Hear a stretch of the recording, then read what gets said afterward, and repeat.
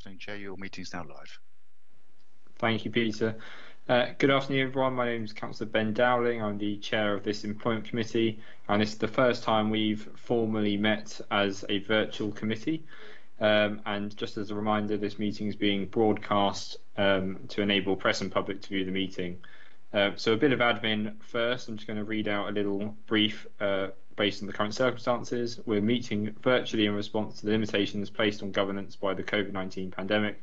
For the purposes of this meeting, the City Solicitor has advised that pursuant to Section 78 of the Coronavirus Act 2020, this meeting will be run by reference to the model standing orders as set out in the Local Authorities Coronavirus Flexibility of Local Authority Meetings Regulations 2020 number 392.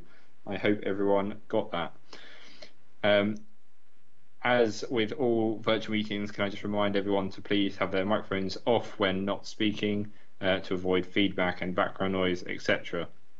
We will start by doing a quick round robin of who is on the call. I'm not fussed about whether we do it in a particular order, so I will call out names based on the order they're appearing on my participants list on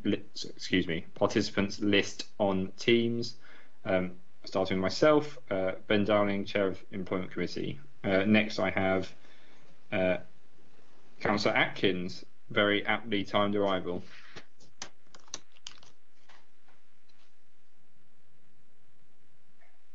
Matt, welcome. We'll come back to you in a bit for an introduction. Can I get Katie, please? Hi, I'm Katie Bell. I'm the new Health and Safety Manager working for Meredith Hughes. Welcome, Katie. I think this is your first formal committee as well, so nice to have you. Thank you. Just starting week 3. Wonderful. Councillor Corkery. Cal Corkery, Councillor for Charles Dickens Ward. Whoever is signed in as Democratic Services, I'm assuming that's Peter. Democratic Services is the web streaming account. Okay, brilliant. Natasha. I can't stop. I'm in a meeting at the moment. Thank you. Good afternoon, Natasha Edmonds, Director of Corporate Services. Mered. Good afternoon, everyone. Meredith Hughes, Assistant Director for Buildings. Thank you, Councillor Jones. Thank you. Councillor Donna Jones, Conservative Group Leader. Thank you, Rochelle. Rochelle Nella, Assistant Director of HR, reporting to Natasha Evans. Thank you, Sue Page. Sue Page, Finance. Thank you, Vicky. Vicky Fleethouse, Democratic Services, present Chair. Thank you, Councillor Sanders.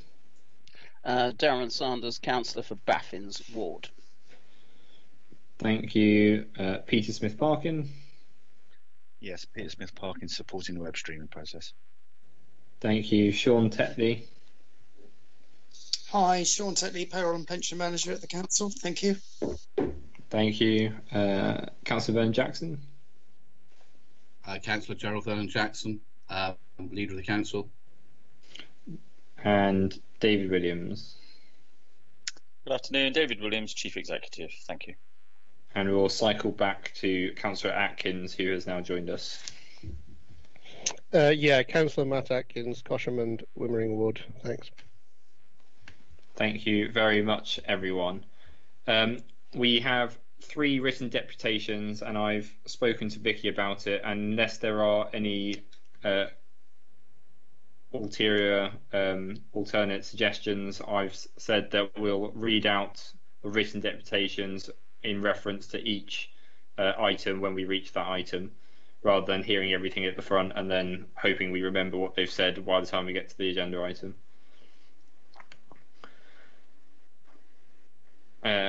And they are 1 in reference to item 6, reward and recognition, and that's from Unite the Union. And we've had 2 in relation to item 8, foundation living wage, 1 from Sue Melman on behalf of Hampshire Equalities Group, and 1 again from Unite the Union.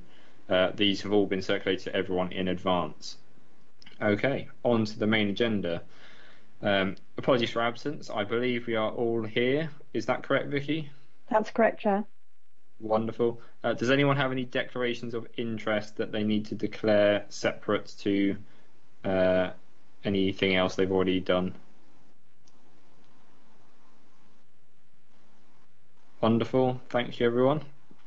Okay. Oh, go on, Leader. Ben, I have Cal's hand raised. Apologies, I missed it. Councillor Corkery. Thank you, Chair. It was actually in relation to the previous item of discussion around deputations.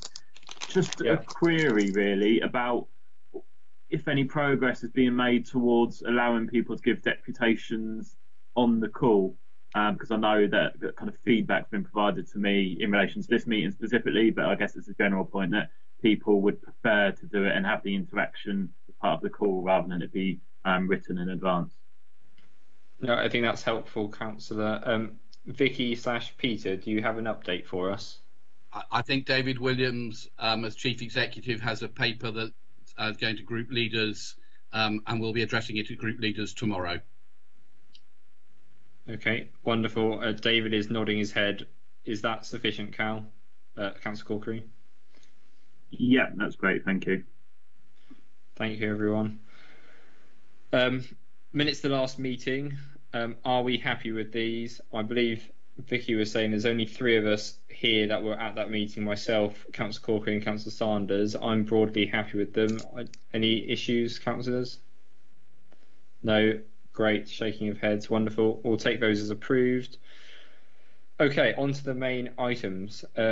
Trade union facilities time. I believe, Rochelle, you're going to present this for us? Chairman, I've raised my hand. I don't know if you can see electronically. No, I can. I'm just multitasking, Leader. I know some of us find it easier to do than others. Can I ask if it's possible to vary the order of the agenda so that once we've done trade union facilities time, we do the living wage paper, as it's something I've pushed on for many years, but I don't want to miss it if I have to go to hospital appointment. I'm amenable to that suggestion unless anyone has a significant issue with it.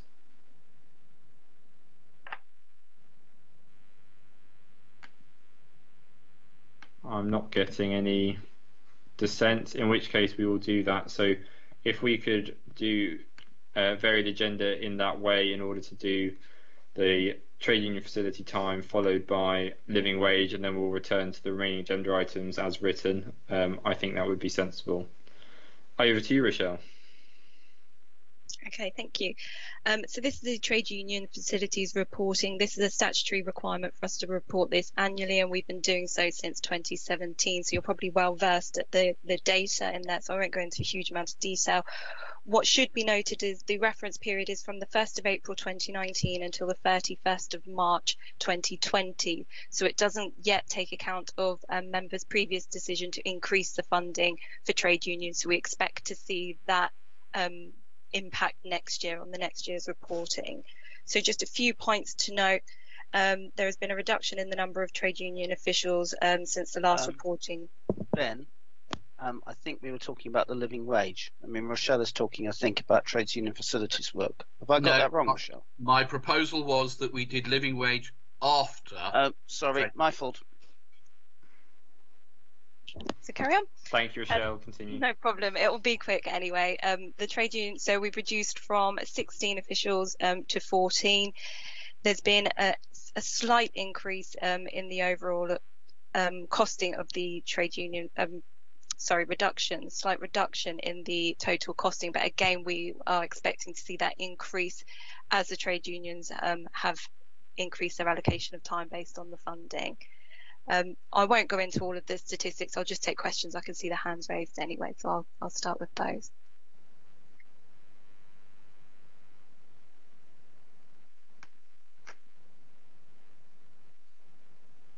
Wonderful. Thank you, Rochelle. Sorry.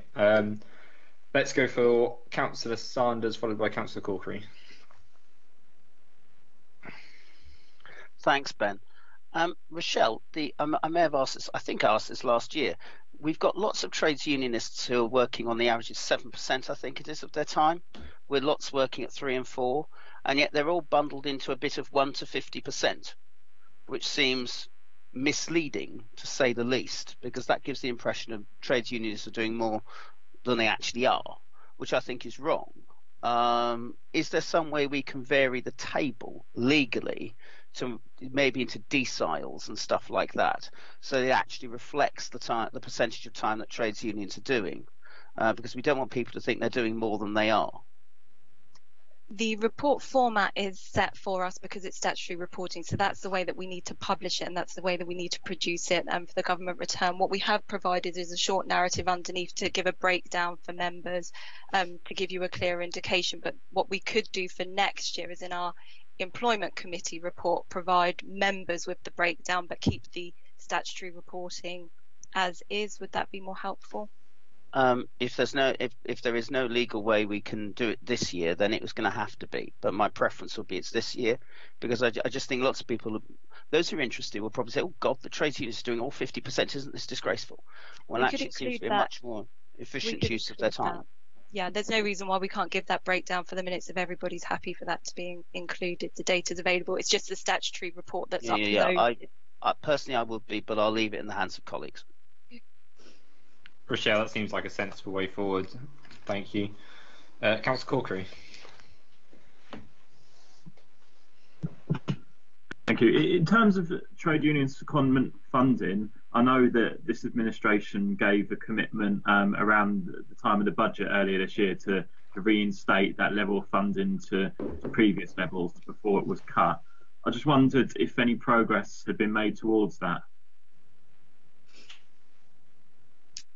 Yes, is the simple answer. Yes, as far as the trade unions were tasked with coming back to us as to how they wanted to allocate that, and it was significantly over budget for the first one, but we resolved that, and there was one outstanding issue in Unison where we were trying to negotiate with a manager the release of a specific individual, and we were unable to come to an agreement over that. But my emails this morning tell me that has now been resolved, and there's another individual who will be filling that gap. So as far as I am aware, that is all now resolved. Brilliant, thank you both. Cal, did you have something further, or you've left your hand up? Wonderful. No, I've just left my hand up. Apologies. That's okay, we're all still getting used to things. Unless there are any further comments or questions, I think this report is just to note, and I'm happy for us to note it. And to note the data within it. Any other queries from anyone, members? Okay, wonderful, thank you. Let's approve those as recommended in the agenda. Okay, moving on to the foundation living wage as per our agreement to vary the agenda. If we could do an introduction from the relevant officer followed by the reading out of the written deputation we've had in respect to that item, that would be really helpful. Over to whomever is introducing. Hi Ben, I've been asked to introduce but hand over to Natasha because it's a bit of a broad range report for this one. So if we can do that, then we like teamwork. That's good. We're very good at it. So just to reaffirm the position from Portsmouth City Council's perspective, we have already confirmed our commitment to paying all of our directly employed staff and agency workers in the internal agency the foundation living wage. In the March committee meeting, members tasked us with exploring the possibility of becoming accredited. To become an accredited employer, that involves all of our contractors paying their staff and their subcontractors the foundation living wage, and the likelihood of those costs being passed on to us. So we didn't progress with that as quickly as we would have wanted to because the pandemic struck soon after, but I will hand over to Natasha as she's been linking in with procurement and finance around that piece of work to move forwards. Okay. Thank you, Rochelle. Thank you. Yeah, so we've done some initial work from a procurement point of view because we need to understand what what contracts we have that would be in scope as part of the requirement for accreditation. And from that, we've identified in excess of 650 contracts that we would then need to assess and understand what the financial impact would be. Now, the likelihood is that any increase in costs within those contracts would be passed back to the council. So just by way of an example, the uplift just across residential and domiciliary care contracts is sort of around about £2 million. So we'd need to do that detailed piece of work, which was likely going to involve contacting each of those suppliers, again, in excess of 650 of them, just to understand exactly what the implications would be. Now, we'd need to do that piece of work to do the financial assessment and impact on us. The then subsequent steps would then be to apply any change from an accreditation point of view at the point of contract renewal or retender. So there wouldn't be an immediate effect, but we would do this over a period of years as and when those contracts come to be renewed. At the moment, our contracts are typically awarded on a standard term of 3 years, plus the option to extend for a further 2. But we have more recently been moving to sort of a base term of 5 years on our contracts, particularly the higher value contracts. And then, of course, we also have the PFI contracts, which are much longer term and therefore quite difficult to negotiate on the cost base. Financial implications, therefore, are at this stage unknown, but from the initial assessment that we know of in terms of what I've just mentioned in terms of domiciliary care and residential care, they are likely to be substantial. So we would need to undertake that work initially and then come back because there would be a budget implication, and therefore any decisions around this would therefore also need to be taken as part of the budget process at full council. However, I would caveat all of that with saying that in terms of engaging with our supply chain and with the majority of this impact being in the adult social care sector, the timing at the moment is probably one where both council services and those in our supply chain are very much focused on dealing with the current pandemic and may not have the capacity to respond to any inquiries that we have in relation to foundation living wage accreditation. Under whatever normal circumstances will be going forward, the foundation has said it typically takes around about 3 years or so to gain accreditation. We could be looking at 3 years, maybe slightly longer, if we were to go down that road at this point in time. But I would suggest that we, as the recommendation set out, do an initial piece of work to understand fully the financial implications. Okay, thank you very much both. I think that's a really helpful introduction and overview. Vicky, would you be able to read the deputations we've had? Certainly. From Unite the Union Foundation Living Wage Accreditation, the introduction of the Foundation Living Wage in June 2018 was a welcome step, particularly after the previous administration had shamefully imposed a pay freeze of the lowest paid in PCC's employment. While agreeing to pay PCC staff the Foundation Living Wage, Councillor Vernon Jackson also made a commitment to work towards full accreditation with the Living Wage Foundation. This report illustrates the lack of action since this commitment was made and seems to be making the case for a further period of feet dragging. Noting the steps that need to be taken to achieve accreditation is not enough. Action is what is needed. The first step should be to form an internal working group, open brackets 5.1.3, close brackets, to look at this issue and ensure progress is being made. We would also hope that a report from the working group is included as a standing item both at the Joint Officer Staff Forum and future Employment Committee meetings. If neighbouring authorities have been able to implement and maintain accreditation, we see no reason why it can't be achieved in Portsmouth. And the second deputation is from Sue Mullen on behalf of the Hampshire Equality Group, COVID-19 recovery plans. recommendations for local authorities and local enterprise partnerships. In order to ensure that the recovery is built on foundations that deal with the damaging effects of income and wealth inequality, we recommend the following objectives are built into recovery plans. 1. Implement and champion the real living wage. Pay all directly contracted staff the real living wage as set by the Living Wage Foundation, in line with 118 other local authorities. Ensure all council contractors are required to pay staff the real living wage as a condition of their contracts with the LA. Act as an ambassador for the real living wage and promote it to local employers. 2. Implement the public sector duty regarding socio-economic inequalities.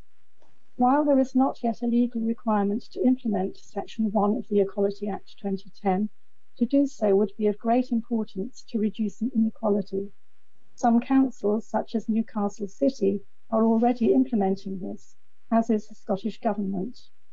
Section 1 states, an authority to which this section applies must, when making decisions of a strategic nature about how to exercise its functions, have due regard to the desirability of exercising them in a way that is designed to reduce the inequalities of outcome which result from socio-economic disadvantage. 3. Support local initiatives that tackle inequality. Support local charities through direct funding and involvement in the implementation of COVID-19 strategies. Publish and pursue active strategies to tackle local food, fuel, and funeral poverty. Support local organisations which actively tackle financial exclusion through information, advice, affordable lending, etc. That's the end of the deputations. Thank you for that, Vicky.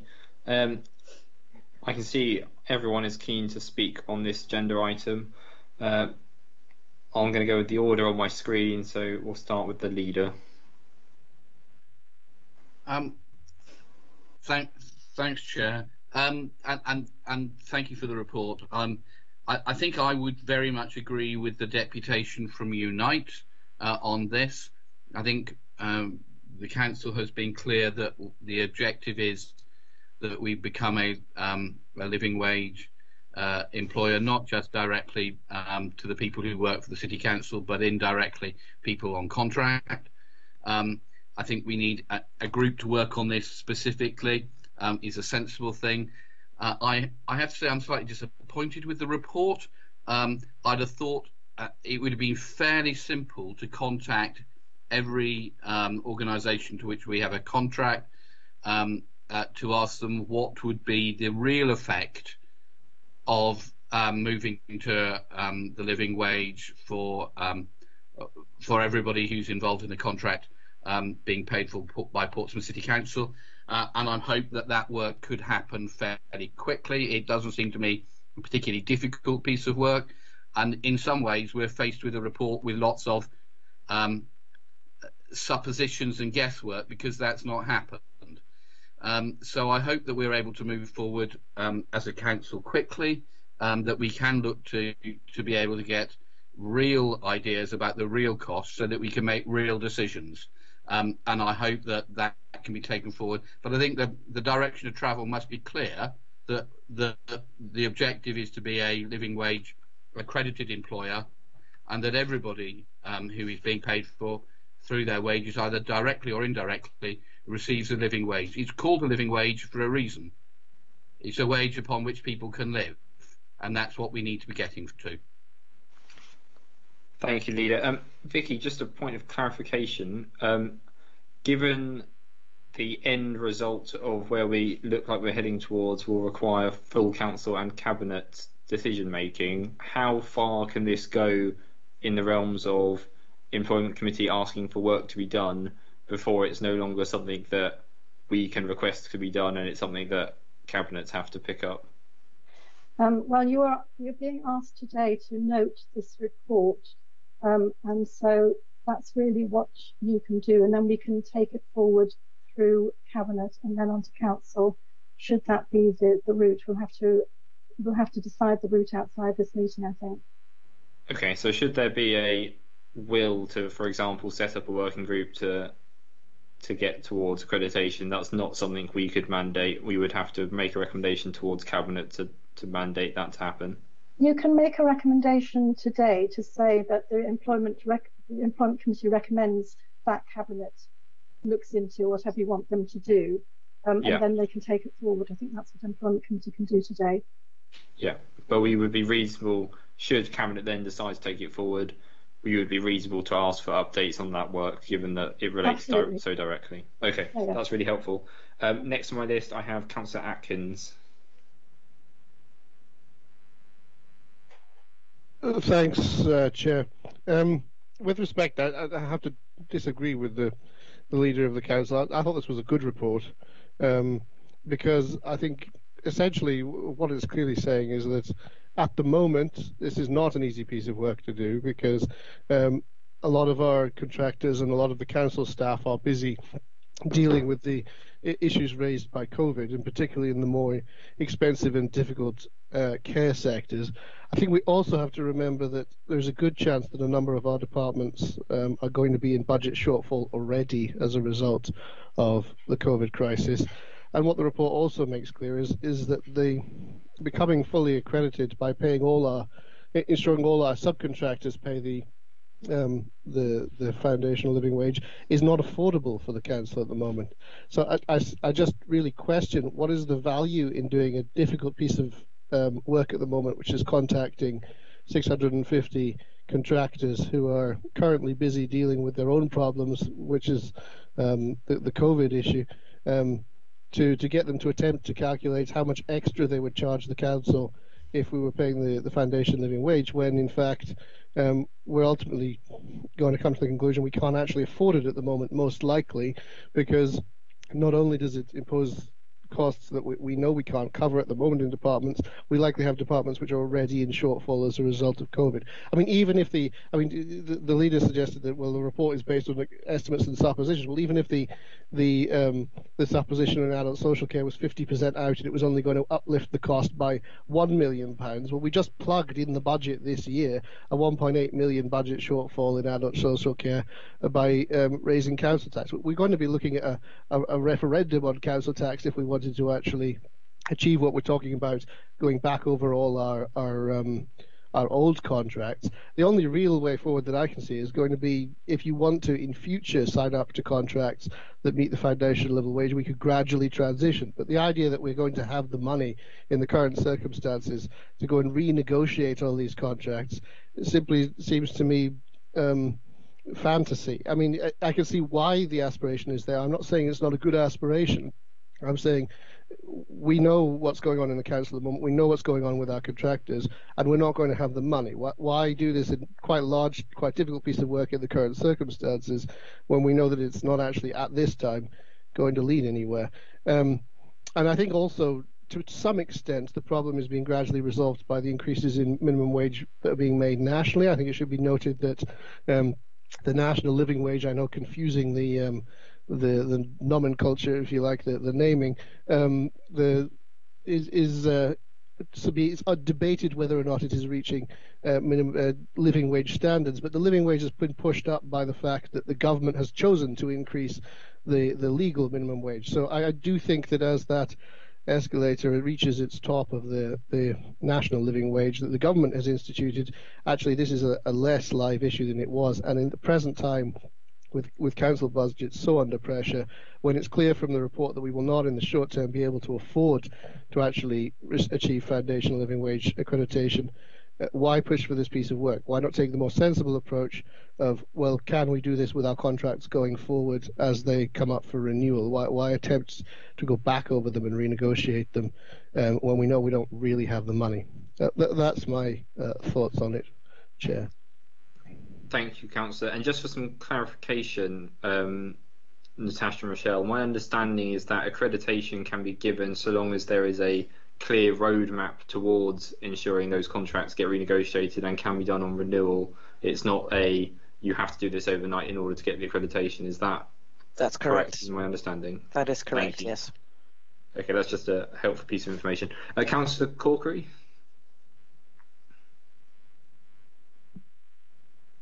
Thank you, Chair.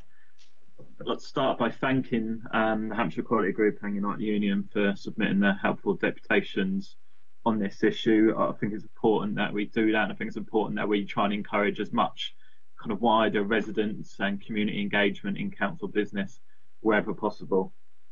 I think the need for the living wage has been clearly kind of identified, and hopefully there's some consensus on it today. I know this is something that I've kind of brought up multiple times, been elected in this forum, and then also at the last full council meeting where there was a motion on staff pay, and one of the clear resolutions from that was to commit the council to pay living wage. So it has already been to that forum and kind of received approval in it.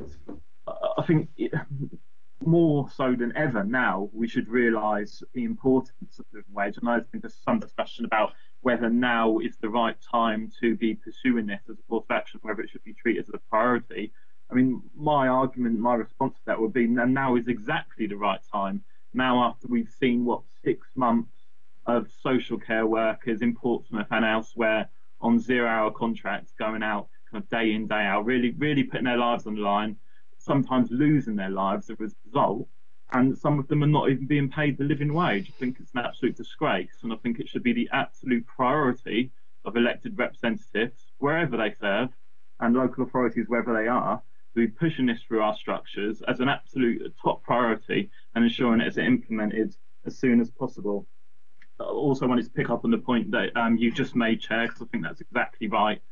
Become accredited is not requiring you to be at that moment in time straight away ensuring that all contracted workers are receiving living wage. It's about having a plan about moving towards that, and that's clearly set out in Appendix 2, the document which is from the Living Wage Foundation, that sets out the various steps that need to be achieved in order to become an accredited living wage employer.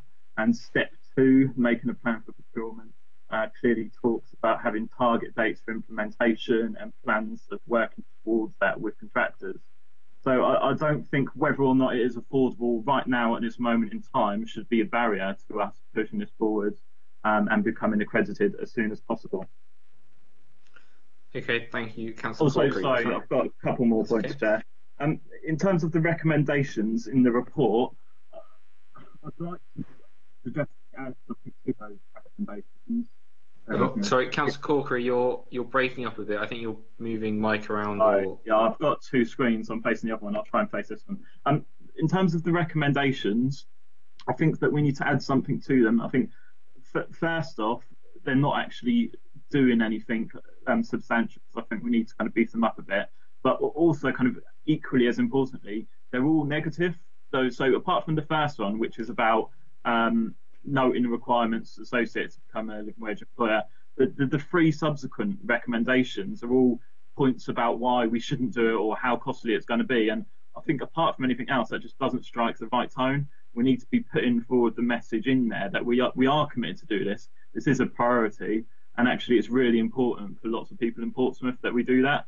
And so in terms of concrete suggestions, one of the recommendations that I think we should put in there is around the working group, so that it's got kind of more substantial resolutions, and whether we can form that working group or not, I guess it's something to be discussed, but I'm sure we can recommend to Cabinet that happens. So I'd like to put that on the table.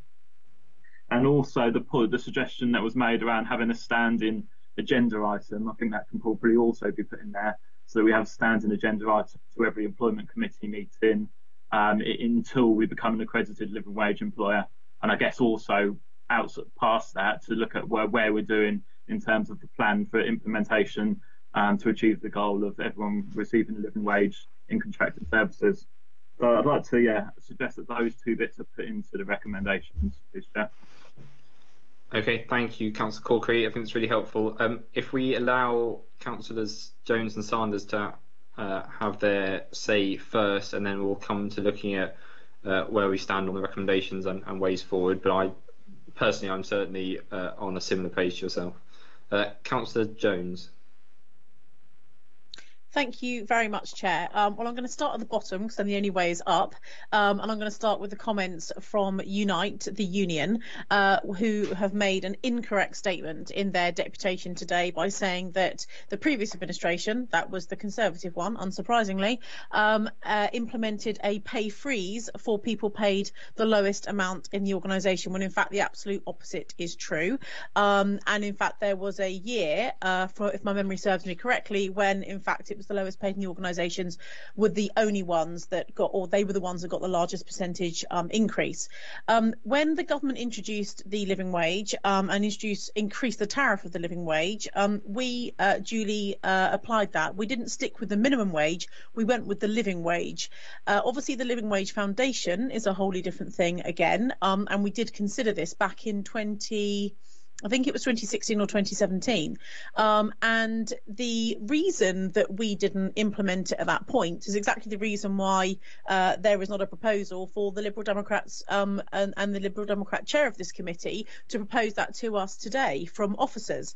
I actually think the report is excellent. I think it would be wholly inappropriate and irresponsible of officers to have brought a recommendation to implement this today in the current economic climate. I'm pretty sure that our Section 151 officer and even possibly our chief executive would have something to say about that.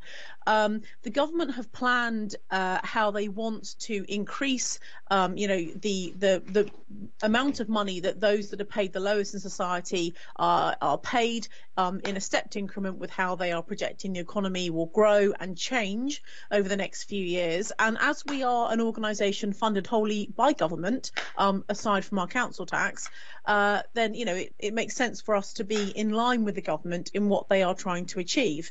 Now, I think that the report on the table today, and that report that faced me when I was chair of this committee going back 3 or 4 years ago when I considered this first time, is no different. And I suspect the outcome today between what was then the Conservative-led administration of this council and the current Liberal Democrat administration will be no different. However, honesty is probably the main difference, in that I was honest and said this is not something that we can afford to do right now at the tail end of an austerity programme, whereas you currently have the leader of the council making comments that he would very much like to do this. Well, he absolutely has the ability to do this, as Councillor Corkery has said a moment ago.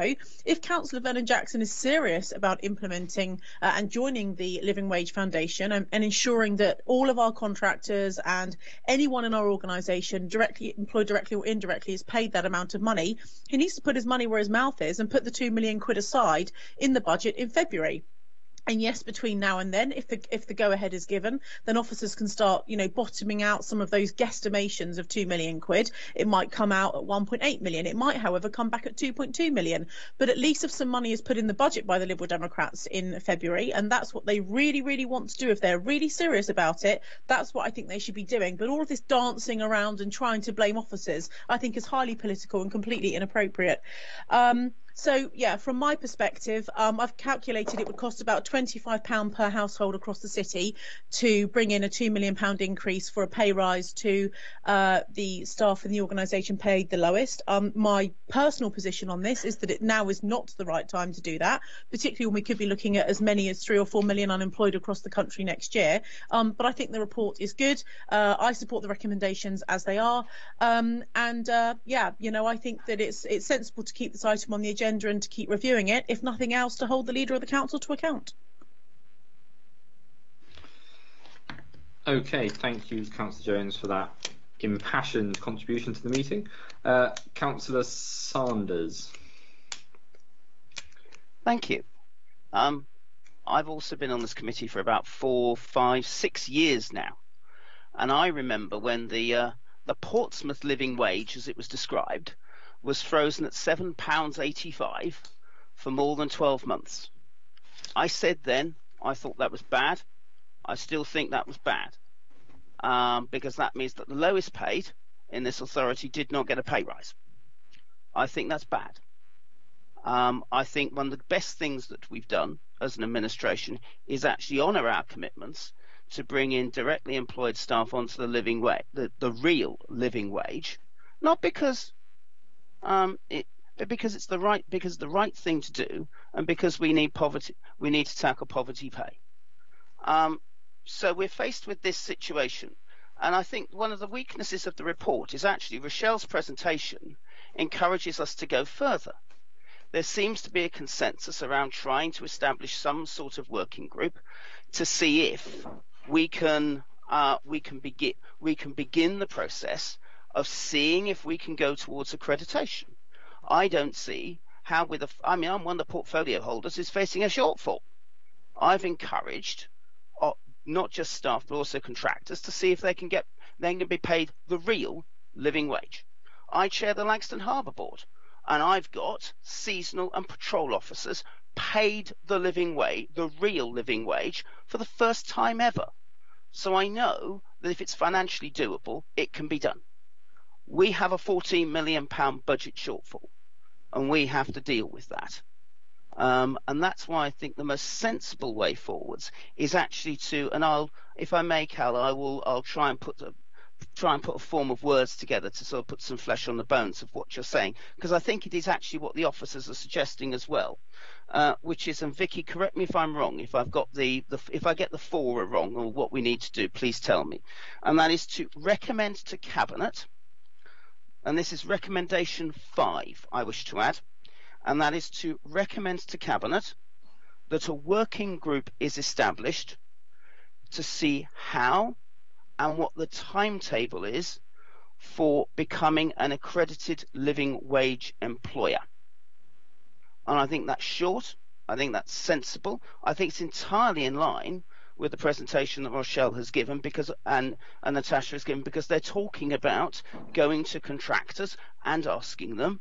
It also recognises that we can't do it overnight, and I don't think we should do it overnight, but I think we have to be clear about a direction of travel, whilst being realistic that there is no way in the universe with a £14 million budget gap we're going to do it now. So I put forward that as a 5th recommendation and ask for seconders, please. Thanks, Ben. Okay, before we take comments, is there a clear seconder for Councillor Sanders? Okay, Councillor Vernon Jackson, thank you. We will continue to comments and we'll vote on each recommendation one by one. I think is the best way forward, given I'm sure there'll be a slight difference of viewpoint on some of them. Councillor Jones. Sorry, Chair, I was trying to indicate I'd like to add another addendum to Councillor Sanders' proposal, which I think is a good idea. Like, I've made my position clear on whether or not I think this council should be doing this at this stage. However, if this is what the administration is saying they want to do, I think the working group is a very good idea. Let's meet as often as we possibly can. Let's get through the work. Let's make sure we know what the exact numbers are, so there's no more excuses that can be made. I would like to add to Councillor Sanders' amendment to the recommendations that a conclusion at the very least is reached by January 2021 in time for the budget for February 2021, so that this doesn't get kicked into the next financial year, because that will then get used as the next excuse. I also wanted to come back and say that actually we did not freeze. Councillor Sanders made an inaccurate statement when he said that the previous administration actually put a freeze on pay at £7.85. In fact, we increased that wage from £7.50 to £7.85. We did not freeze it, we increased it. And by the time we stopped being the administration, nobody in the organisation was being paid under £8, £8.21 an hour, something along those lines. So I think it's very important that, particularly for external people who may be watching this, all members of staff, that the correct information is giving out, and we make sure that whilst we might have our political agendas, we try to not give misinformation to people who could be watching. Thank you, Councillor Jones. I think your perspective, Councillor Sanders' perspective, and the union's perspective on previous pay is clear for anyone to watch, and I think that's fair. Councillor Vernon Jackson. Thank you, Chair. I think this proposal is very sensible, and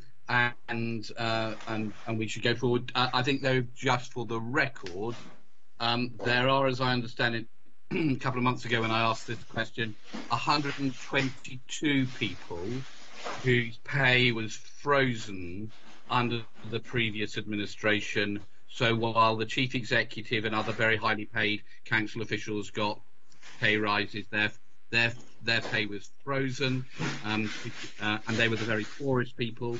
They were domestic assistants, passenger assistants, cleaning operatives, grounds maintenance, security. 122 of them are still employed by the council, and somebody appears to be doing building work. In the background, but their pay was frozen, and each of those people on the very, very lowest wages lost £570 per person. And I think the difference between the administrations is there is a clear signal here that not only have we achieved our commitment to pay people the living wage, but we're working through how we do that to all the contractors as well. And that is a piece of work that has to be done because we need to do it. And there is a clear difference with all these 122 employees who had their pay frozen because they were on the lowest wages of the council, while people on very, very high salaries like the chief executive got a significant increase. I think the difference is very, very clear for people to be able to see. Okay, thank you, Councillor Van Jackson. I'm going to say... I've indicated my hand again, please, Councillor Dowling. Okay, very quickly, Councillor Jones, and then well, I'm going to call time on the I'm entitled to speak, so I didn't realise there was a time cap to this meeting. There was no pay freeze under my administration. We are part of a national joint negotiation for pay increases. Councillor Vernon Jackson is being very, very political. He has intimated that we took over £500 of pay away from people who were paid the lowest. What an absolutely abhorrent suggestion for him to make. Yes, he might want to get some political one-upmanship here, but to make a statement like that and say the Conservatives took £500 of pay away from people is wholly inappropriate. It is dishonest, and it is in fact incorrect. And as I say, we are part of the National Joint Agreement, which he should know, having been a political lead on the LGA for such a long time.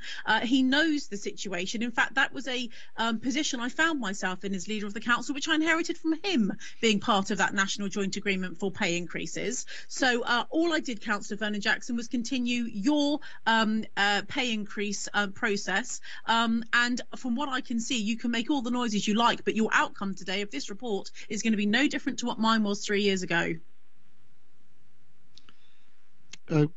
Chair, it's mainly just a piece of housekeeping, actually. I was going to let Councillor Jones respond to Councillor Jackson's suggestion. I wanted to formally second Councillor Jones's proposal that if we are going to do this work, that there is an outcome that can be discussed at the budget in February next year, so that the working group should report back with a cost suggestion that should be added to the budget by February next year, and that should be recommendation 6. I wanted to formally second Councillor Jones's suggestion on that basis, because there shouldn't be any dancing around on this issue. No. It's either possible or it's not, and we shouldn't waste years discussing it. No, I completely agree. It's a very sensible suggestion. Councillor Sanders, it's your I'm sorry. I hate interrupting, but I was about to say that I'd be happy to work with Vicky and Matt on integrating that sort of approach into what I have written. If that is all, I mean, Gerald is happy with it, and I'm happy with it, because we need to know by when and how, but recognising it isn't going to be done overnight, but recognising the direction of travel of where we want to go, which is accreditation. So I'm happy with the substance of what Matt has said. Vicky, it seems there's consensus on that. Are you happy with what the committee is asking? Yes, I mean, basically, so the committee thinks it's a sensible way forward is to recommend, to add some recommendations. Recommendation 5, that a working group is established to see how, and also to establish a timetable for PCC to become a living wage accredited employer, and also that as recommendation 6, that the working group is to report back by January in order that it can be part of the budget 2021. Yeah, and to be honest, Vicky, sorry to interrupt, Ben, it may be that because of the virus, I mean, office workers being told to work from home again as of 12:45 today, it may be that may become may become difficult, but I think an honest analysis is helpful because it clearly isn't going to be done straight away. Okay, Councillor Jones. Could you take the two new recommendations separately, Councillor Dowling, because I want to vote for one of them but not the other. Okay, I'm happy to do that. So, firstly, can we take? Is everyone happy to take all the current on the agenda recommendations as read? Is there any dissent to that? Wonderful. So, as written, Vicky. Next, additional recommendation that we recommend to Cabinet to form a working group to establish a more accurate cost and a timetable on achieving living wage accreditation with a report detailing it by the end of January 2021. All those in favour, or I think, do we have to do one by one, Vicky? We're tending to do it by exception, that people object and if people are silent, it's okay. I'm not clear, Chair, whether I thought that Councillor Jones wanted the recommendations to be separate. Is that sorry? Yeah, so that's the one that Councillor Dowling's just read out about the creation of a working group. I have no objection to. Agreed. Right. Okay, so I think that's agreed. Yep. And then the second is, I've completely forgot. My mind's gone blank now. Chair, I think the second one was to do with the timetable. No, it's to do with joining. It was the principle of joining the National Living Wage Foundation. Oh, okay. Do you want? So, Councillor Jones, do you want to actually say what that recommendation is? No, because I'm against it. Okay. So I'm slightly confused as to exactly what it is we're voting against or for. So can I give you some words, Ben? Yeah. That the City Council reaffirms its intention to become an accredited living wage foundation employer.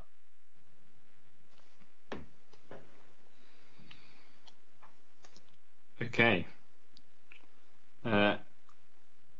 As this is clearly the controversial one and there's only 6 of us, I'm going to just call names, and if you could say for or against or abstain.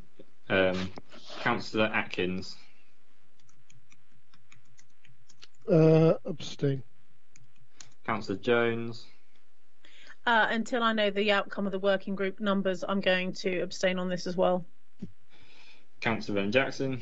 Support. Councillor Sanders. Support. Councillor Corkery. Support. And I shall abstain as chair. Not that it'll make any difference. So I make that 3 abstentions, 3 in support of the recommendation. So that's the recommendation passed. Wonderful. I think that brings us to the end of that item, unless there are any final comments before we move on. Councillor Jones, you still have your hand raised. Sorry, that's a mistake. Okay. And Councillor Van Jackson, are you leaving us now? I am indeed, I'm sorry to say. No. Thank you for your attendance. I'm sure you'll have a fun you time have with next.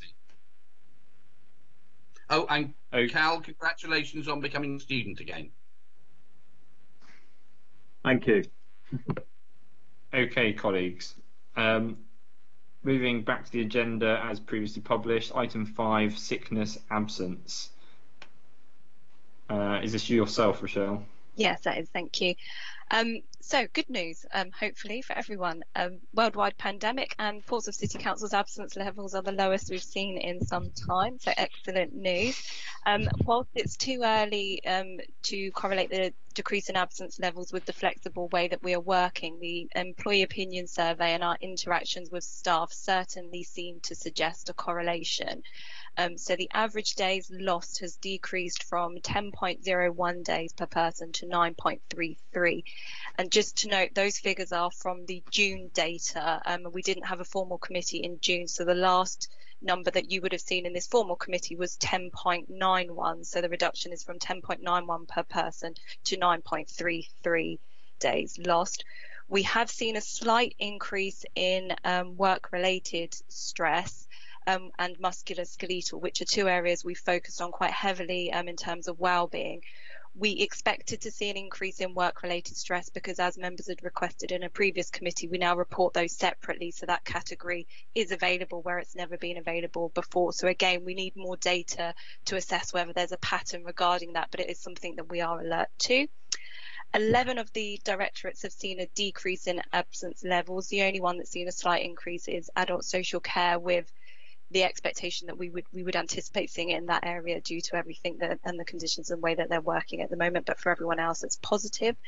The only other points to note are COVID-19 reason for absence is listed as 15th in one of our charts.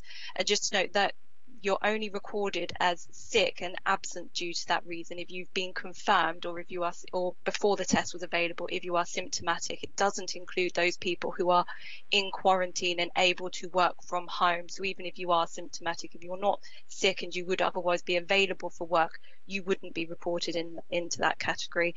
For anybody that we see as confirmed case of COVID, we make direct contact with the line manager and or individual to verify that. As I say, prior to having the test available, we had to take our best guess that that was the correct place to record them, but not everybody is recorded in there.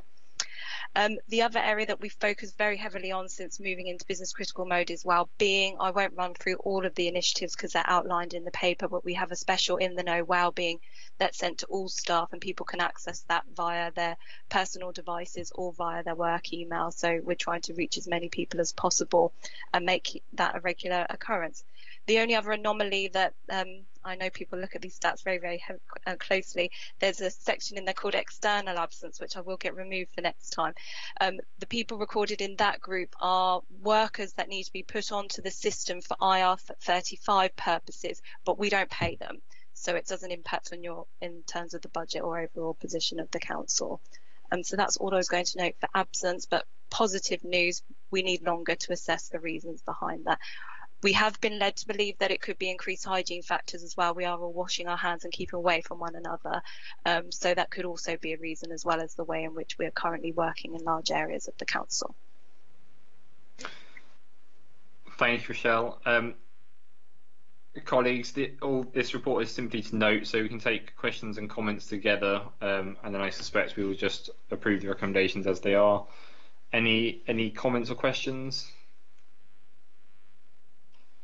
Councillor Corkery. Thank you, Chair. Only very briefly, would just to kind of pick up on, I know which Rochelle has already discussed about it being quite a kind of remarkable and surprising result that sickness overall is down, and really to kind of, I guess, emphasise and reflect on some of the reasons why that may be in terms of increased flexibility and increased kind of power that people have got over their time and how they're spending it. And clearly that, well, it would appear that that has had significant improvement to some people's health. I know it doesn't work for everybody, and there are also some disadvantages to it, but hopefully that's a kind of major piece of learning that we can take away longer term as part of a wider review into how council staff are managed and how they're able to manage their own time, etc. Okay, thank you, Councillor Corkery. Councillor Atkins. Yeah, I just wanted to echo the fact that it's pleasing that sickness has gone down most departments, and actually it's gone up a bit in adult care. That is perhaps understandable given their jobs have arguably been higher stress during the COVID pandemic, but it is still at a high level, and hopefully we can continue to work in that department to bring that down. I just wanted to say as well that it is interesting that sickness has dropped during the pandemic crisis, and it may be worth the council exploring the way in which flexibility and home working has contributed to that. We do also have to recognise that some departments, not all of them, but some of them have got into significant work backlogs during the COVID pandemic. Some of that because of extra work that needed to be done, but there may also be an element of the flexibility and home working not currently being as efficient given the council setup. So while also recognising that flexibility may have contributed to better health outcomes for our staff, we do need to make sure that that the work is being fully completed as well, because there are backlogs in some departments that are going to need to be resolved at some point. But thank you for the report. Largely encouraging news. So. Thank you, Councillor Atkins. Unless there are no other comments, I think is there any dissent to the recommendations for noting as published? Wonderful, thank you everyone. We will move on in that case. Item 6, reward and recognition. If the officer presenting could do so, and then we'll hear the deputation in reference to this item. Thank you, Councillor. So reward and recognition, this is something that we've given much thought and consideration to, and it's certainly something that we've been discussing on a regular basis with our trade union colleagues, and it was raised by them some time ago. We've seen, without a doubt, we've seen a positive contribution and response from our staff and the wider community in relation to the pandemic. It's for that reason that we are recommending that an award ceremony is held when it is safe to do so, to recognise the city's contribution as well as the city council, so a much wider community-based feeling in our approach. It's a really positive opportunity for us to try and embed recognition as a norm within the city council, and it's a real opportunity to do so. We would recommend this, and we would suggest that we give all the thought and prepare for that occasion now, but we don't obviously act until public health give us the nod, and I'm suspecting that's probably when there's going to be either a vaccine available or at least some clinical advancements from where we are now to show that that's safe to do so. When we've been preparing this report, it's obviously been prudent for us to take into account the council's financial position in terms of the income that we've lost along the way, and to not make recommendations of a financial matter that would be potentially unaffordable. Our other considerations are also based on the decisions that have already been made within the council. So, for example, where we have gone above and beyond the minimums that the government said we were able to do so. Examples are the furlough scheme, where we were able to furlough some staff. We decided and chose to pay as a city council 100% of wages, so nobody was at a loss, instead of the 80%, which was a possibility. Where staff have needed to quarantine, or where they've been shielded, we have also made sure that those staff have had no financial detriment at all during that time, because we want to make sure our staff are protected and make sure that we're not encouraging people to attend work when they perhaps aren't well enough to do so but have a financial overhead hanging over them. So we've made those decisions. The other and probably final consideration that we've taken into account is our partnership and joint working with other authorities, for example, the NHS. So we've been working with the LGA and NHS to understand what they have been doing, and there's been much discussion around financial rewards, but little activity at the moment. So we didn't feel that it was appropriate for us to recommend that when our partners weren't doing so, and we were conscious of the potential public perception of us as a local authority versus the NHS. So those were all the thoughts and considerations. That's how we came to our recommendations. So happy to take any questions.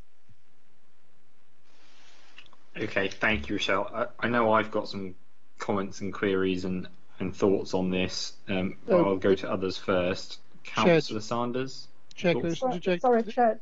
There is a deputation. Yes, apologies, okay. Entirely my fault. I got too excited about talking about reward and recognition. And I'm happy to wait, I don't Vicky. Mind. Okay, right. Deputation on behalf of Unite the Union. Item 6, reward and recognition. Unite is in support of a comprehensive reward and recognition scheme in Portsmouth City Council. We also believe that there is a need to recognise the hard work and sacrifice staff have made during the ongoing pandemic. The report today seems to treat these matters as one and the same, but we feel they are distinct issues that need to be looked separately, particularly due to the exceptional time we currently find ourselves in. Unite represents members all over PCC, from green and clean, schools and social care to parking and the port. Our members have worked tirelessly in extremely difficult circumstances to provide services and support to the people of Portsmouth throughout the pandemic. We know this work is valued by you and the communities PCC serves. We stood on doorsteps to clap for carers and key workers every Thursday, and we feel it's now time to really reward those that have worked throughout this entire pandemic on the front line through a very difficult and dangerous period by way of an unconsolidated COVID bonus. Unite and other unions have been successful in securing similar payments with other authorities in the local area. Most recently, a £300 bonus payment was agreed with Test Valley District Council. We would like to begin discussions with PCC around a bonus for frontline staff. We understand the current financial predicament local authorities find themselves in, but we feel a bonus could be funded in part by the redistribution of the job retention bonus, which will see businesses receive a one-off payment of £1,000 for every previously furloughed employee if they are still employed at the end of January next year. Outside these exceptional times, we support the introduction of a reward and recognition scheme, and we would expect the detail of such a scheme to be agreed in conjunction with the joint unions. Okay, thank you for that, Vicky. We'll go with Councillor Sanders and then Councillor Jones. Councillor Sanders. Thanks, Ben. A couple of questions and then I have some observations. The questions are mainly to David, really. The first is around the deputation's suggestion of recycling some of the job retention bonus to our employees. Is that possible? Is that something that can be done? How much of it will happen? Because if we've only got £1,000 left, then it's a waste of time. Yeah, I don't have the figure to hand, Chairman, but I think there would be difficulties in doing that. I think clearly we would have to investigate in greater detail any other schemes that the unions are aware of where that has been done and has been approved through the financial restrictions on any of that funding. Happy to come back to that if that would help. No, that's fine, David. I mean, I'm a great believer in rewarding the people who've done the work with regards to COVID, and if that, and I've said in council, if that means smashing historic differentials, that means smashing historic differentials, which I know is always difficult. But what's the situation with regards to things like honorarium payments and all those sorts of things in the council? Is that doable, workable? I don't know. Well, there are a number of issues here, really. It doesn't suit our honoraria scheme. Our honoraria scheme is not designed for the situation we find ourselves in with COVID. And if I may, Chairman, what I would like to say in response to the deputation is, huge appreciation to our staff and those union members for the tremendous effort that has gone in and has gone in to date. The level of commitment from the staff across the council has been absolutely phenomenal. But as soon as you start trying to differentiate in terms of which staff do you give additional reward to and which not, the deputation, for example, referred to frontline staff, without the added hours and effort and all the rest of it that all those other staff put in, the frontline staff would not have been able to operate in the way in which they did. So it is incredibly invidious to try to select who should receive reward and who shouldn't. I'm hugely proud of all the work that the staff have done, but I'm not sure that trying to differentiate in that manner is necessarily going to help things, because the staff themselves recognise that they operate as multidisciplinary teams and that they're all interdependent in terms of their activity. I think the other issue that we've got, and today of all days demonstrates that, is that we are by no means anywhere near the end of this. And I think we need to be extremely wary about making judgments and creating precedents at this stage. I'm happy to come back and answer any other questions members may have. Just to come back on that, Ben, if I may, I would agree. I think this is a bit like sort of saying, well, we're going to reward people after Dunkirk rather than VE Day. And I think we really do have to. And I'm worried, Rochelle, about recommendation 3, which is that the awards ceremony will be done when the vaccine is made available. Because at the moment, it looks like a vaccine may be made available for 5%, 3%, 5% of the population. That's coming out of the CDC, certainly in the States. And then people go, oh, it's made available. I can get it. Therefore. So I think that, I understand the sentiments behind this, but I think this is a bit early, personally. If colleagues want to go ahead with it, I won't stop them. But I do think this is a bit early, and we've got to wait for everything to come through. That would be my own personal opinion. But I think it's a bit too early, to be honest. I would agree with David on other points, and I wait to see what other colleagues say. Thank you, Councillor Sanders. Rochelle, I can see you want to come back on some of that, so I'll let you do so. Yeah, that was just to say I completely agree with the timing issue. We were asked to table a report for today's meeting, and that's what we've done. And the third recommendation, I would completely agree that that situation has evolved and we've learnt more since writing the report. So it would need to be available in a capacity that made the ceremony safe as such. That's and sorry, Ben, I forgot to point earlier. Also, Council has agreed to have an independently judged coronavirus civic award for next May, ideally, although that may change as the virus may change, to be honest, because I think none of us at that meeting actually thought that this would continue on for 6 months and restrictions will continue for 6 months. So there is that as well. And I think one of the other issues about doing it this way is who judges it, because we want to make sure it's as independent as possible. So I'll just throw that in, but I think it's a tad too early, but I will listen to the many colleagues who've put their hands up.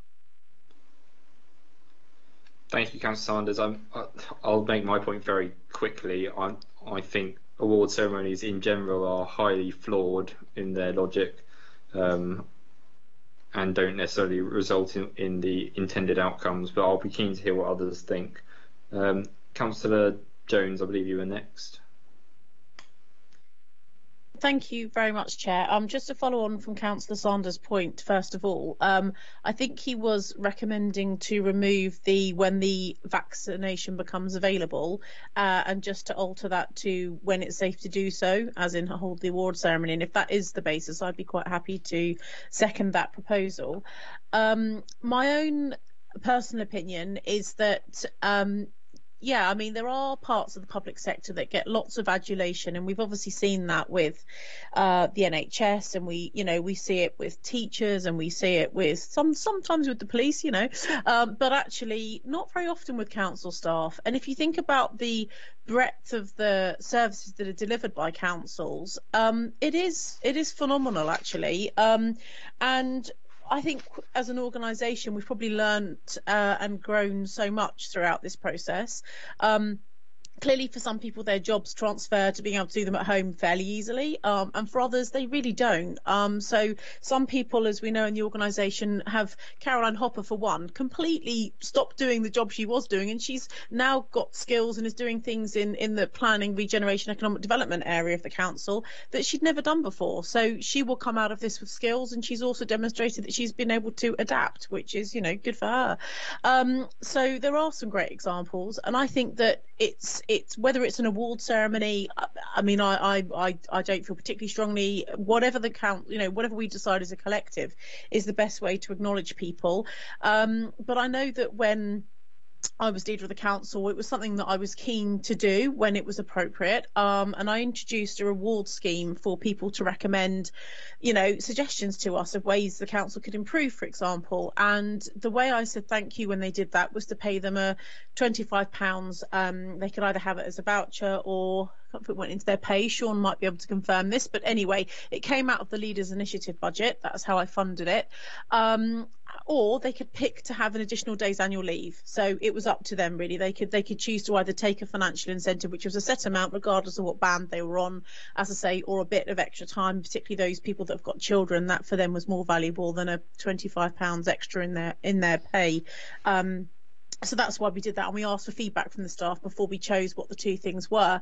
We also hosted things, obviously, with the Lord Mayor, as you know, that we do when people are leaving our employment if they've worked for us for over sort of 25, 30 years.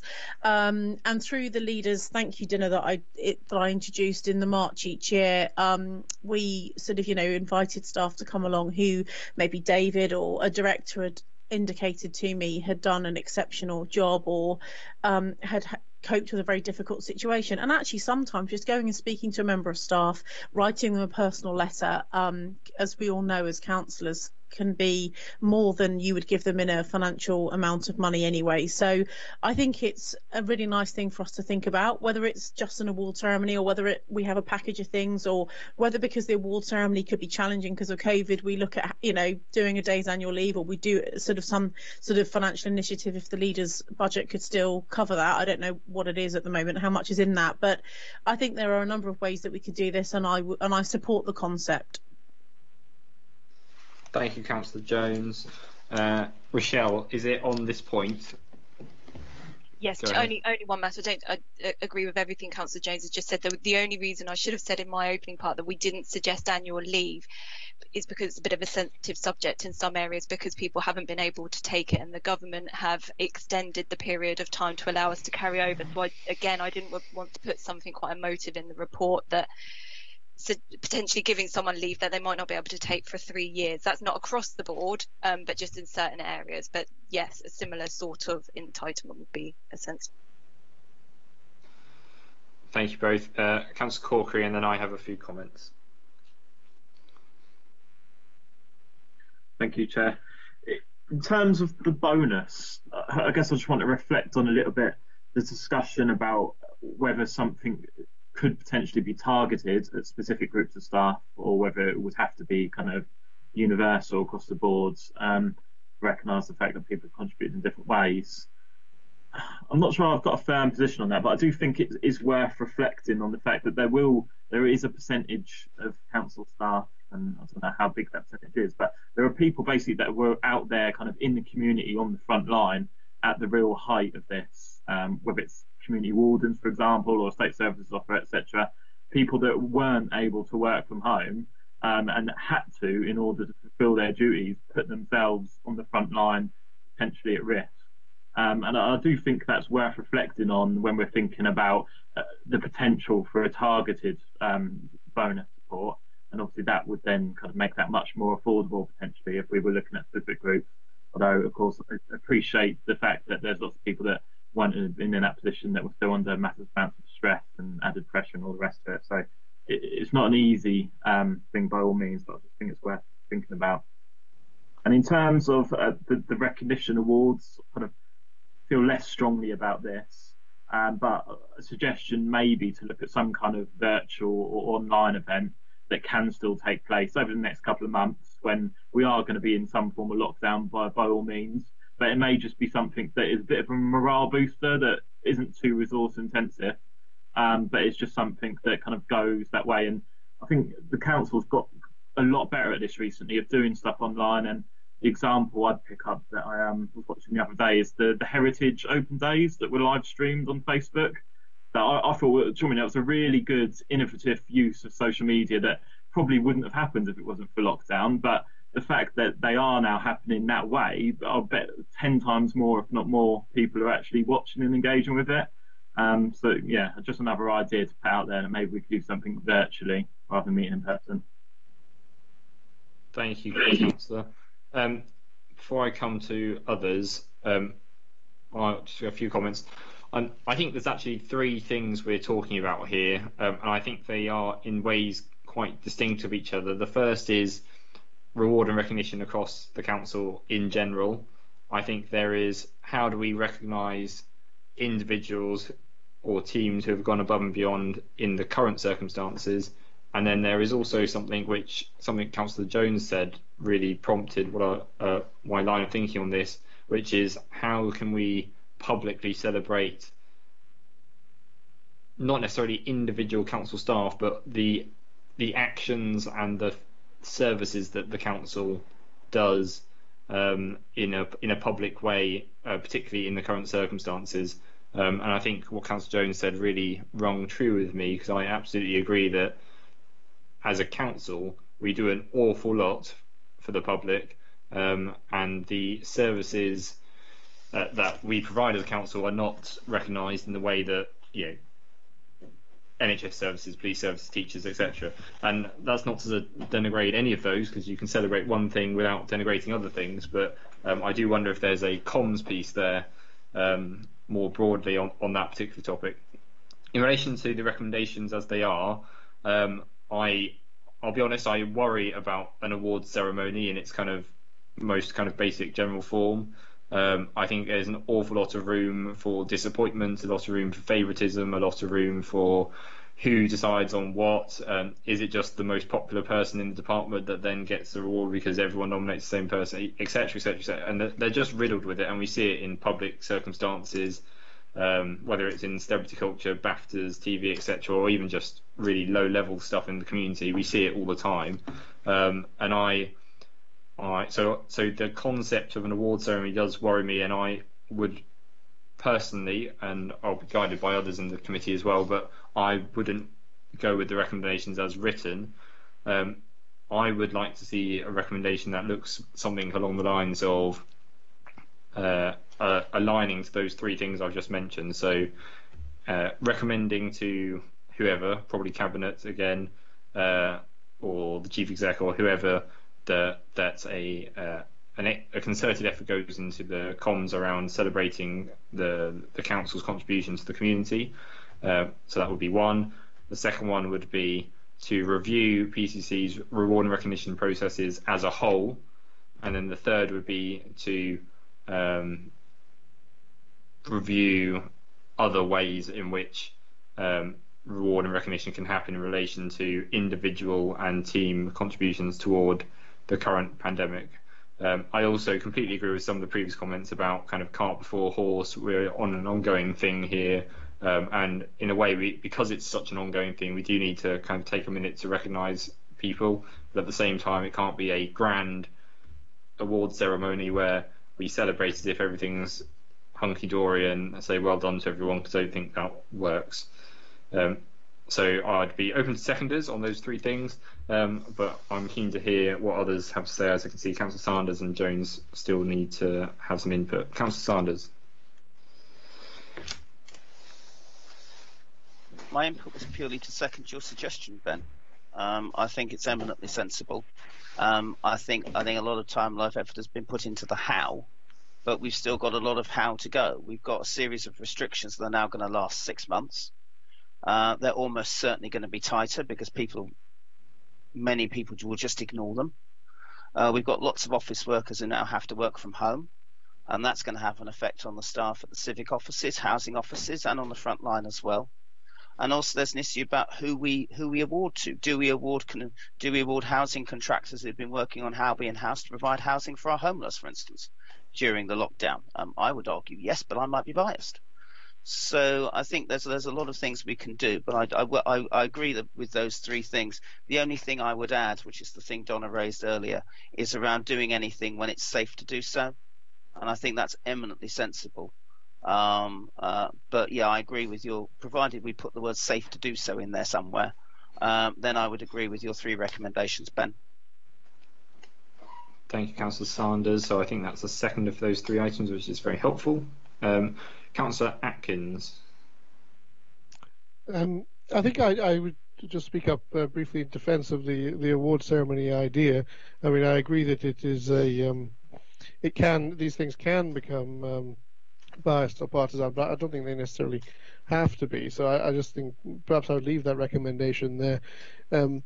If we wanted, we could bolster it with some sort of wording around more thought or report going into the criteria and the selection process. I think if it's going to be absorbable, a relatively low cost, it is still something that I think could be positive for staff and can hold up good examples of really good practice. And I think holding up examples of staff who do adopt really good practice and do something special or unusual or above and beyond, I think that is a potentially worthwhile thing to do. Recognizing individuals for spectacular or unusual individual contribution is a valuable thing to do, whether through an award ceremony or another method, and certainly thought has to go into the selection criteria, but I do think there is value in that recommendation as well, so I wouldn't want to dispense with it particularly. Councillor Atkins, I'm quite keen to get some consensus on the way forward, and actually I don't disagree with what you've said either. Would you be willing to support a recommendation that is around further investigation, looking at all the options, not dismissing the award ceremony as part of those options, I'm just conscious I'm not convinced, and especially having heard people's contributions, that committing the council to an award ceremony today as the employment committee is the right way forward. How do you feel about that? Sorry, Matt. I think Ben, that's just a fourth little line that we can add, essentially, which is to explore other options and all that sort of stuff. I'm getting some head nodding, Councillor Atkins. Yeah. Okay. So Vicky, I think there's three things there. A recommendation to whoever needs to be recommended to look at how the council celebrates publicly the services and the efforts that council officers go to. A report to the next employment committee colleagues on reward and recognition as a whole across PCC and the systems we have in place would be very good.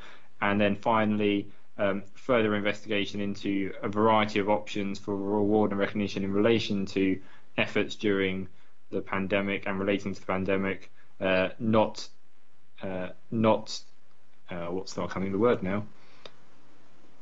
completely disowning the idea of an award ceremony, so including the possibility of an award ceremony. Perhaps not discounting. Thank you, discounting.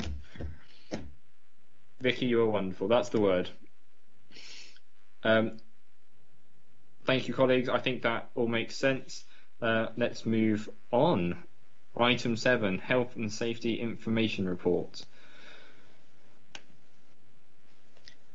Thank you, Chair. I'm going to lead that if I can, Councillor Dowling. Thank you. The report we've got in front of us is the annual report update to the Employment Committee on PCC's health and safety performance for the period 1st of April 2019 to the 31st of March 2020. The key recommendations, there's two recommendations. One is that the corporate plan for this year we're in now, 2020-21, is noted, and that to note the appointment of the new health and safety manager, and to endorse the opportunity for the manager to review the annual health and safety reporting requirements for employment committee, and to perhaps enhance the report moving forward to include for more items around health and safety, but also to take on board, the learnings from the COVID-19 and the pandemic as well. Before we go into the main report, Chair, I'd like to publicly thank the health and safety team, the corporate health and safety team, if I may, for the work they've done over the last 18 months. They've embraced a significant number of new challenges of what's been thrown at us, and I'm very grateful for the work they've done, and I'm very thankful for what they've delivered over the past 18 months. I would also like to take this opportunity to introduce Katie Bale, who's our new health and safety manager. Katie took up her appointment on the 8th of September, and as she's only been here for 3 weeks, I thought I didn't want to load her on with presenting this report in her third week. So I'm pleased for Katie to join the organisation and to help us move health and safety and promote health and safety across the organisation. The key areas of performance in 1920 really are covered by about 6 or 7 points, which I've highlighted in the report. We continue to actively engage with the health and safety executive, and that's in various unannounced site visits, inspections they carry out. There's a variety of interventions they carry out with us, and all of those interventions we received favourable outcomes, which highlighted the continuing high standard and seriousness that PCC takes with regard to health and safety. We received no statutory enforcement notices during the reporting period, no significant asbestos management failings, and ditto the same about Legionella. And finally, although the COVID-19 pandemic brought new challenges to the team right at the tail end of the reporting period, the team has embraced that and engaged proactively with numerous internal and external stakeholders. They continue to do that and have supported numerous services, both internally and externally, from the council, in terms of making them fit for purpose and enabling them to then stand back up as the lockdown has been eased, etc. So the work around that continues, and I think we'll cover that more in the report that I'll bring to you next year. The appendices 1 and 2. Number 1 summarises the work that we've undertaken during the period of 1920 and the actions undertaken. And the Appendix 2 at the back of the document contains the action plan for the team of 2021. The majority of the action plan was put together by the team prior to Katie starting, and one of the things that part of Katie's work will be to review that, take that work as our business as usual delivery of the service, but then also to add her own impact and her own observations and add to that as we go forward. And that will be part of perhaps a new version of the report that we'll come back to Employment Committee at this time next year. I'm happy to take any questions from that point, Councillor Dowling. Thank you very much. Members, any questions or comments? Councillor Corkery. Thank you. I was just curious to ask Meredith what the involvement, if any, of the trade unions in terms of working with the council on health and safety issues there is. Okay. Thank you, Councillor Corkery. Within the communication section of the report, I mentioned that we have, prior to the COVID pandemic starting, we engaged with unions as part of the joint health and safety and wellbeing forum. So we met with all the trade unions on a quarterly basis. Since the pandemic started, I've chaired firstly a weekly, then fortnightly meeting, and now it's the frequency's gone out to a monthly meeting with the trade unions, health and safety, facilities, and our own our own human resources team, where we update all parties in terms of the work that's going on, issues we're facing, feedback from staff, etc., but also sharing some of the plans and the work that's being put in place as we continue. So, I think it was John Woods from Unison mentioned at one of the previous meetings, the working relationship between health and safety, facilities, HR, and the unions is in a really great position, and we intend to build on that. And as part of Katie's induction, she's got induction meetings with all the trade unions to help us continue with that good work that's continued to date. That's good to hear. Thank you, Meredith. And I think it's worth highlighting that as another example of the kind of productive and helpful role that unions can play in the good governance of local authorities. And it's also obviously another forum in which staff can raise concerns, complaints with regards to health and safety, which is only going to become more important as the pandemic goes on. Thank you. Rochelle, do you want to come in on that? Yeah, it was only to add that from a local level, feeding out from that meeting, which I do attend, the unions have been involved. We've produced a lot of interim guidance because of the way that we're working at the moment in terms of return to work. So when people are going back to work, even if that's working from home or in a different place, unions have been fully involved in all of those arrangements today and giving their comments and feedback into those meetings. So it's one that I think is working really well at the moment in terms of engagement and moving issues on. That includes all of the risk assessments as well, of which there have been many from start to now.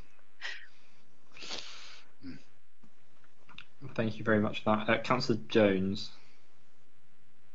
Thank you, Meredith, for the presentation. I really just wanted to say hello and welcome to Katie, really. If you've been watching the whole meeting, it's not normally as, angsty as this, I will say that. And also, what a time to be introducing the health and safety team corporate plan 3 weeks after you started. That's a baptism of fire, especially during a pandemic. But anyway, welcome to the organisation, and I hope that we have no events and everything goes really well in your area, because that means that everyone is safe. Okay, thank you, members, and I'd echo Councillor Jones's welcome to Katie. So I believe we're just noting That's correct. these items. Thank you. Unless there are any other questions or queries, I'm going to take them as read. Yeah, wonderful. Thank you, everyone. And then to our final agenda item, the employee opinion survey. Chair, I'm really sorry. I'm going to have to go. I need to be somewhere in 25 minutes and I've got to drive there. So I'm going to have to say goodbye. Apologies. Thank you, Councillor Jones. Are we Hi. still quorate, Vicky? Yes. Okay. Wonderful. Thank you. Yes. Thanks, So Donna. quorum's 2 for this committee, Chair. Thank you. Okay. Cal, Matt, and Darren. Let's see if we can make it to the end of the meeting. Employee opinion survey. Is this yourself, Rochelle, again? No, it's me. Natasha. Thank you. Thank you. Thanks very much. So we wouldn't normally be talking to an employment committee about an opinion survey at this point, because at the last meeting in March we said we'd move to running the survey once every 2 years for various reasons. However, times have changed, and we did do an employee opinion survey to understand from our staff their views on how, as a City Council, we have been responding to the pandemic. So hence the report to you here today. I think the first thing to say is that there was probably one of the highest response rates we've seen in many years to this particular survey, 56% response rate. That compares with 49% in previous years. So we did have quite a good representation of staff views in that. I think the other thing to say is that because of the nature of the survey, it wasn't one where we've asked an awful lot of similar questions, because they were specific to the council's coronavirus response. But what we do know is that there's a very high level of engagement amongst our staff, where 81% of those who responded reported feeling extremely proud to work for the council. That compares with 75% last year. So overall, the survey findings were that staff feel the council has responded well. There's a high degree of confidence in leadership at all levels across the organisation. A significant proportion of those who responded are working from home, but we did also get responses from people who are working at their usual place of work. So that could be a residential care home, it could be a library, it could be in parks and outdoor spaces. So there was a decent cross-section from different settings. But what is good to see is that across all of the different work settings that people are working in, they very much feel supported to do their work. They are reporting good productivity, good contact with line managers, clarity around what is expected of them, and with clear work directions. And we did ask around what are some of the inhibitors to productivity, and they are largely about things that we are already taking steps to address and were at the time of the survey. So the technology to enable the kind of thing we're doing right now in terms of remote working, working from home, the provision of equipment such as additional screens, monitors, keyboards, chairs for safe musculoskeletal working when people are working from home.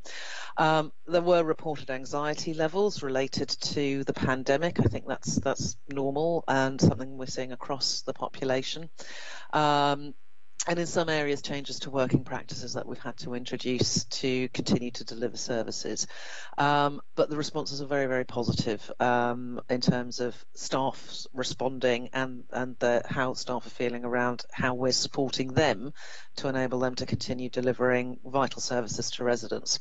The final section of the survey asked staff what they felt the council should be focusing on moving forward. The main responses fell into the categories of resident safety, particularly those who are most vulnerable.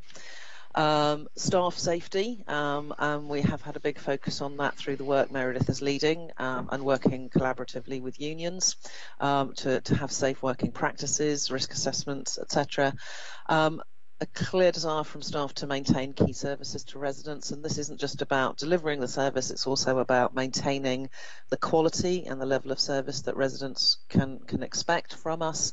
And flexibility, so enabling staff to have flexibility around working from home, working hours to make sure that they can deal with their home life and caring commitments, whilst also carrying on doing their work. And I think this was also speaks to the correlation Rochelle was talking about around reductions in absence levels and general improvements in staff well-being.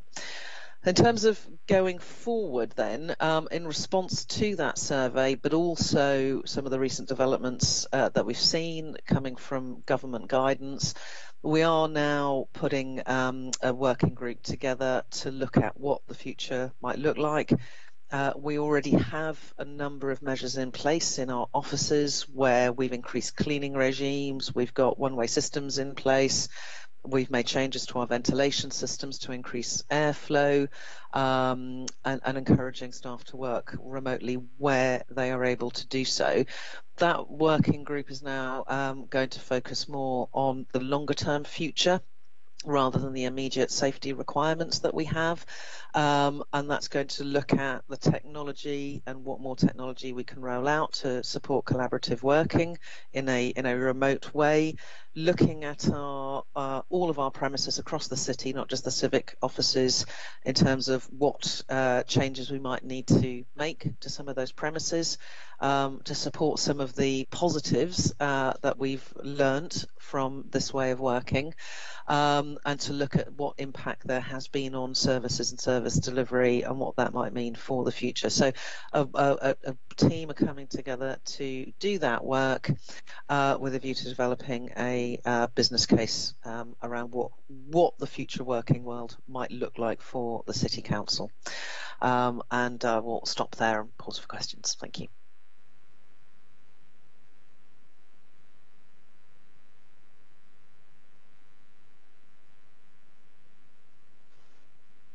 Sorry, I did the whole meeting without making that mistake. Got to the final agenda item. Sorry, I was on mute. Thank you, Natasha. Members, any comments? I can see Councillor Sanders. That was 102 minutes, Ben. That's excellent going before the mute problem occurred. So that's great. I'm not going to ask any questions because I'm just beyond impressed, really. I mean, I'm the pensioner in terms of this committee, in terms of what's left. And these are the highest numbers I've seen in a long while in terms of positivity towards the council. I mean, over 70% reporting confidence in leadership at all levels. I've not seen those stats for a long while. And it is highly, highly impressive. And I think what the hidden triumph, I think, is that the pandemic has forced everybody at all levels to work together. As Cal said earlier, our relationship with the unions or the council's relationship with the unions is probably its best ever in terms of actually productive working and regular interaction. And that's crucial if we're going to get a better workplace.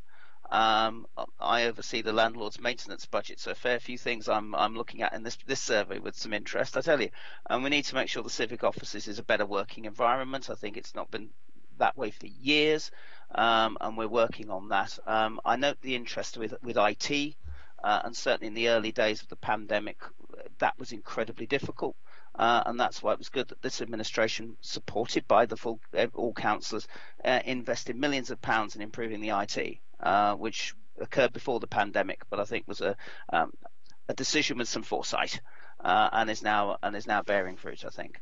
So highly, highly impressive. I look forward to Meredith and the team actually coming to me with some ideas on practically how to do that.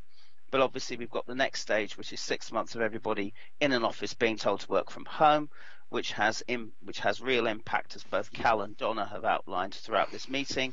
And we've got to work on that and work on whatever is forwards. But I think we've got an incredibly productive environment. We've got staff who are motivated at all levels to do the best for our city. And this survey is quite stunning, and a stunning endorsement of that. And I'm mildly impressed, Ben.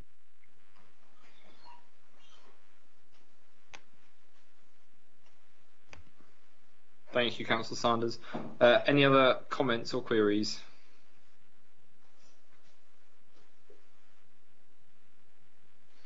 In which case, I believe that brings us to the end of our meeting. Thank you very much for everyone's attendance and attention. I look forward to our next meeting. Thank you, Chairman.